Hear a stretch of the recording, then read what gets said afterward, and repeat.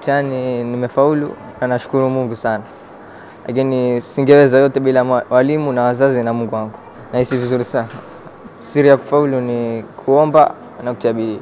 I'm happy mainly because I got the marks due to my hard work, and I'm so happy that there was no leakage, so I can't say that those marks were maybe not mine, so I'm so happy because of that. It has been a long journey, but finally we made it. I expected something like a 404 because the exams were not that easy.